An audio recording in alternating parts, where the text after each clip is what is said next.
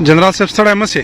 مننه خیر اوسې. دا کوم ځای ده؟ تاسو په کوم ځای کې موقعیت لرئ؟ د کابل نړیوال هوایي ډګر هغه منطقه ده چې دلته مخکې سفریاب کیتا کېناستل او د سفرچارو دغه دوی مزدوران هاخوا امریکایان اوسېدل. نن مازدیګر چې د موږ راغلي دلته نه سفریاب کیتا شته نه امریکایان شته، مخکې تللي رنوې خواته. نو طالبانو کوشش کړي دا د خالد فاتح ملګري چې ورو مخکې پسې ورشي. امریکایان تقریبا ټول وتلي او خپل غلامان ټول ویستلي. سفریاب کیتا به دغلته مکمل د دوی کمربند و. اوس دا مخامخ ځایونه ستاسو ګورئ دا یې ټول خالي کړي دي. بس صرف دلته ملګرو ته امر وشي ملګري مخکې دي تر هغو تصفیه وکړي هغه کوم وسایل چې دي هغه ترلاسه کړي. دلته به سفریاب کیتا مخکې سفریاب کیتا مکمل دا منطقه د هغوی په لاس کې وه. تعهد مطابق چې کومه ژمنه شوې نو دغلته دې نه مخکې نه تلل. اوس هغوی نسته هر څه یې پرېښي لکه څنګه چې نور ځایونه یې پرېښي وو همداسې نړیوال ډګر یې پرېښی.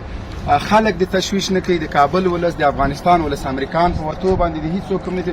محدود امریکایان پاتې تړون مطابق به هغوی هم وځي. نو نړیوال هوایي ډګر چې وروستی ځای دی اشغالګرو په لاس کې ده دا به انشاءالله د مجاهدینو تر کنټرول لاندې شي. بس ټول افغانستان به خپلواک آزاد. نعره تکبیر! نعره تکبیر! زنده باد مجاهدین! زنده باد! جنرال صاحب دلته طالب ځواکونه لیدل کېږي او دغه اخوا دېخوا د طالبانو بیرغ هم په ټانګونو باندې راپان دی. اخوا ته زرګونه ټانګونه د طالبانو په لاس کې دي، وسایط مهمات هر څه. موږ غواړو چې دا نړیوال هوایي ډګر په همدغه محدودو کسانو خپل تر کنټرول لاندې راولو. زیات هغه نشته.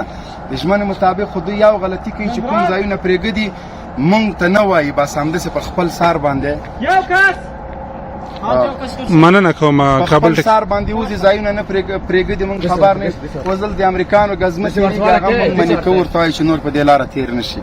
ممانعات کوي چې به ورته ورته وایي چې مه ځئ بس خلاص. مننه کوم ډېره مننه.